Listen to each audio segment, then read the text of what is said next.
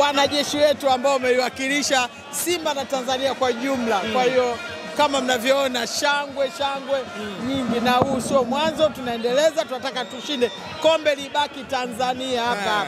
Imekuwa ni siku ya kihistoria namna gani kwa upande wako, ikiwa ni miaka kadhaa Simba haija qualify kuingia finali kombe la shirikisho?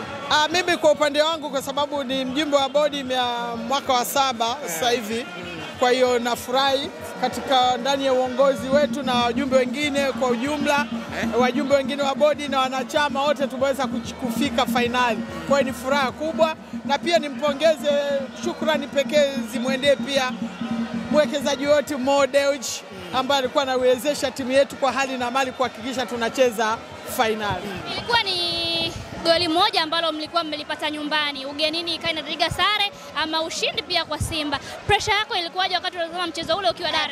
Pressure lazima ilikuwepo, tena nilikuwa na pressure kubwa sana.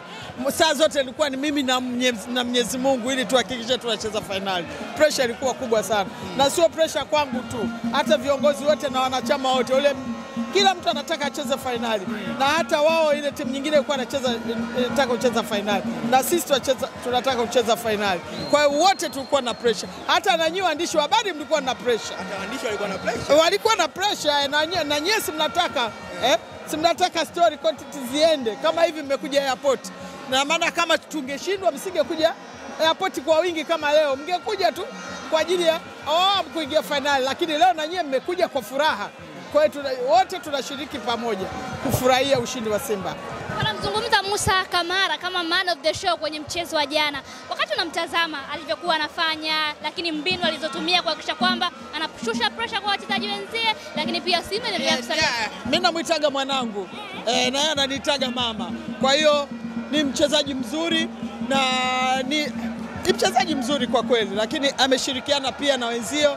Kwa ujumla watu wote waliocheza mpira wamecheza vizuri. Sipendi kumsifia mchezaji mmoja. Mimi nasifia timu nzima imejaribu kile ambacho walifundishwa na Mwalimu Badru ndicho walichokifanya. Kwa hiyo niwashukuru wote pamoja na benchi la ufundi. Kauli ya hayati Magufuli pengine ndio mnaifanyia kazi hivi sasa, na mnaweza mnahakikisha kwamba mnaitimizia aliposema kwamba Simba iwe timu ya kwanza kuleta ubingwa wa shirikisho hapa Tanzania.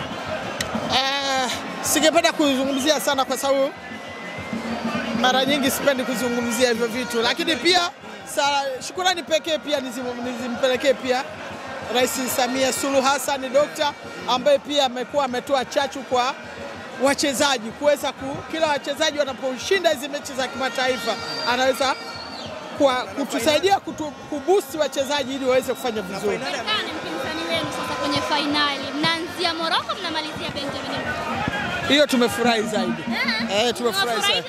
Imetufurahisha kumalizia nyumbani. Nyumbani tu. Mpinzani mnamzungumziaje sasa?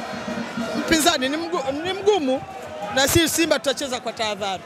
Lakini mambo mengine yote yako kwa kocha na benchi lake la ufundi. Wao ndio watatufanya tuweze kushinda na kuwa mabingwa. Goli la mama finali ni milioni 30. Una kipi la kuzungumzia kwenye hiyo? Mimi sipendi sana kuzungumzia hiyo.